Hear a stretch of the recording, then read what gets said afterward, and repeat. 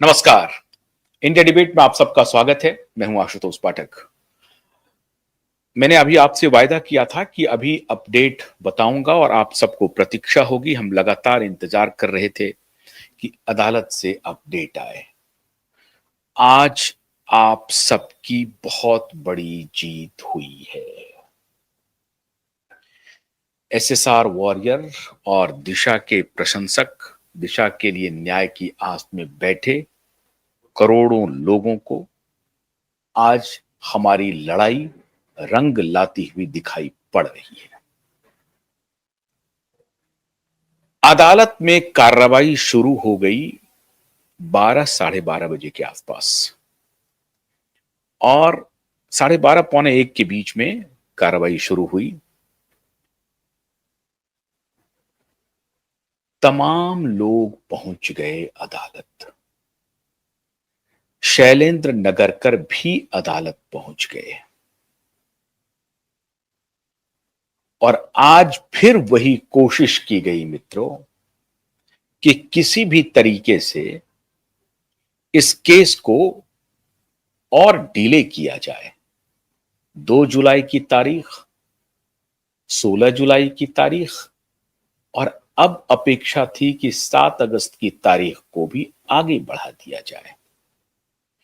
एक ही आर्गुमेंट के साथ शैलेंद्र नगरकर पहुंचा था कोर्ट और उनको पूरी आशा थी कि उनकी बात सुनी जाएगी। मैंने जैसा आपको अभी कुछ देर पहले बताया था कि 50 वकीलों की टीम अदालत में मौजूद थी और आज अदालत खचाखच भरा हुआ था भीड़ से। मीडिया के लोग भी वहां मौजूद थे, लेकिन मीडिया वाले वो रिपोर्ट नहीं करेंगे। क्यों नहीं करेंगे रिपोर्ट?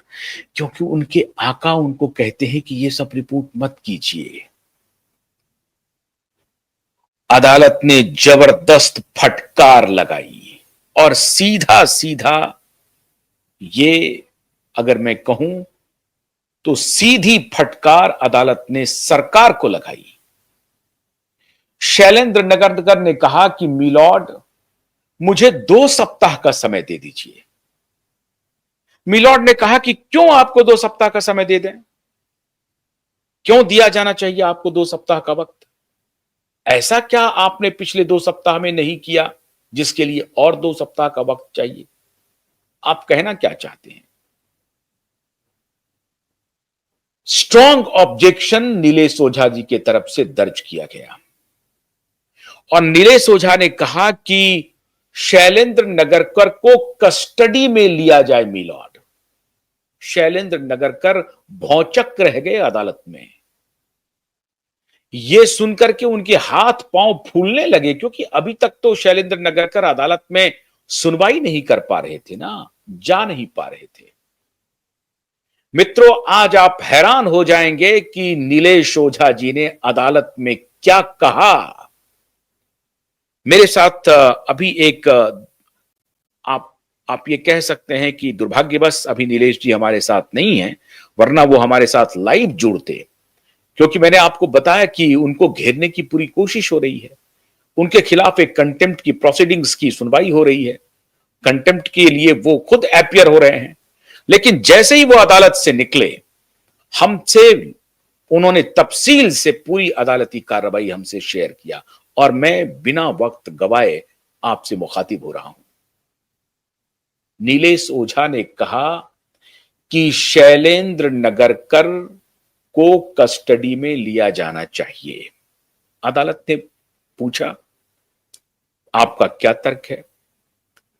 नीलेश ओझा ने कहा कि माननीय शैलेंद्र नगरकर कहते हैं कि ना तो मैं कोर्ट समझता हूं, ना मैं हाई कोर्ट समझता हूं, ना मैं सुप्रीम कोर्ट समझता हूं। ये कौन है सुप्रीम कोर्ट, कौन है हाई कोर्ट? और ये वर्बेटम पिछली बार जब शैलेंद्र नगरकर की हमसे मुलाकात हुई थी, उस वक्त उन्होंने इन शब्दों का इस्तेमाल किया था और अदालत परिसर में किया था, अदालत के बाहर नहीं किया था।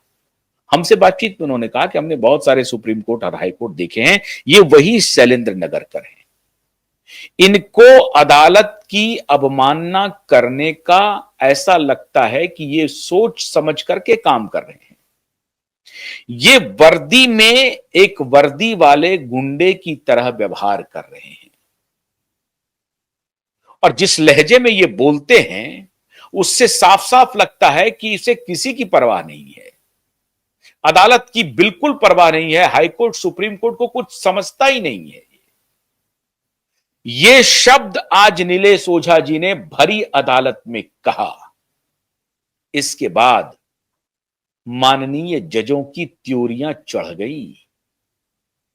माननीय जजों को लगा कि असल में अगर ये मेरा अदालत का भी अपमान कर सकता है तो बाकी लोगों के बारे में या उनके प्रति इनके सम्मान का रुख क्या होगा या किस स्तर तक ये सम्मान देते होंगे। ये टोटल और टोटल एक झूठा आदमी है, ये आज भरी अदालत में साबित हो गया मित्रों। और उसके बाद अदालत ने कहा शैलेंद्र नगरकर को कि नथिंग डूइंग, अगले 7 दिन में आपको जो कुछ भी कहना है कहिए और मैं अभी सुनवाई शुरू करने वाला हूं कि एफआईआर दर्ज क्यों नहीं हुआ।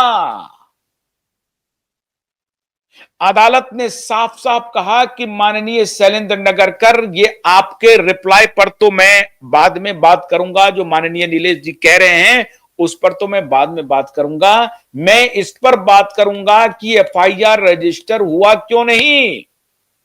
सबसे पहला प्ली ये है, आपने जो प्ली दिया है कि एफआईआर नहीं रजिस्टर हो सकता है, उसका रिप्लाई हमने दे दिया है क्योंकि ये केस क्लोज हो चुका है और मुंबई पुलिस ने क्लोज किया है। यही भ्रष्ट ऑफिसर शैलेंद्र नगरकर जैसे लोगों ने इस जांच को क्लोज किया है और यही आधार है कि फ्रेश से इंक्वायरी नहीं हो सकती, फ्रेश एफआईआर नहीं हो सकता। क्या यह आधार है? शैलेंद्र नगरकर कुछ भी बोलने में असमर्थ था।